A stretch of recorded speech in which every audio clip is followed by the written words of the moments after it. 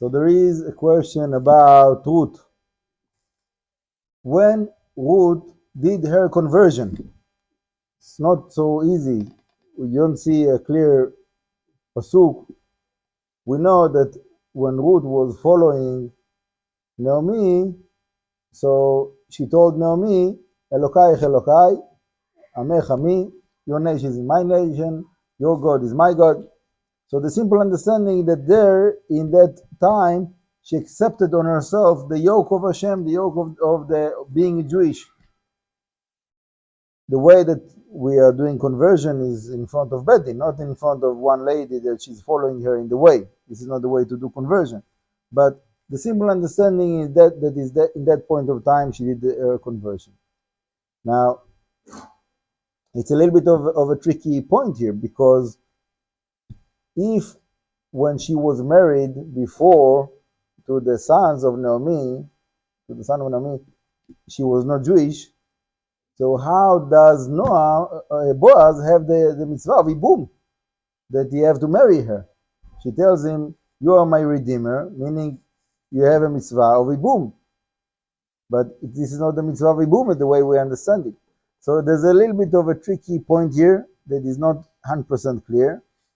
But I can say that it's not the first time that it happens, because we see also something similar to that by Yehuda. Yehuda and his sons, that one passed away and he gave Tamar to his brother. But then when he died, and Yehuda didn't want to give her to Shelah, that his young son, so then in the end Yehuda lived with her. And according to the Torah, that was in a way mitzvah of ibum, even though the Torah was not given yet, and the ibum is not done by the father of the late husband, is supposed to be by the brother, according to the Torah.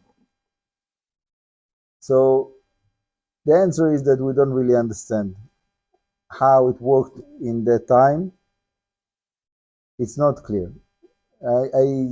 I didn't get the clarity, and I looked into that, but there is midrashim, like I was saying before, but it's not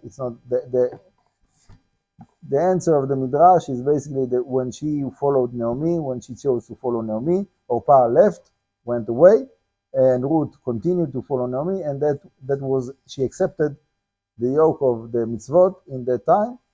And I don't know about the bedding, about mikveh, when it was done, I don't know. That's what we have in the midrash. But anyhow, what we do know is that from there comes Mashiach. So also by Yehuda and also by Ruth.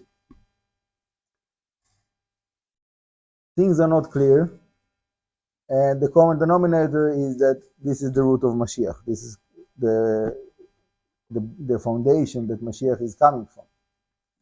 So basically the understanding is that Hashem is choosing to bring the redemption in the revelation through a twisted way that we don't understand why it should be like that. For us, we want to see straight.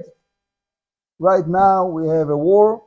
Instead of fighting with airplanes and all kinds of warships and all kinds of tanks, and we want to have a big revelation, something coming from heaven, something miracle, lightning, I don't know, whatever, something like that. It will be that everybody will recognize that this is coming from Hashem. But Hashem is choosing not to do that. Hashem is choosing to bring the redemption from around, something that we don't see, we don't understand why it should be like that. Why it should be like that? But the answer is that we will see only in the end.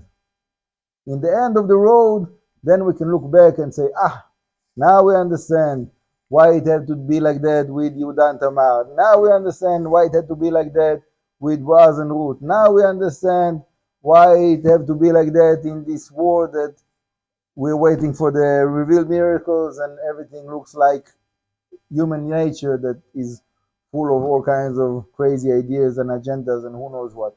But this is the way that Hashem is choosing. So we have to trust Hashem.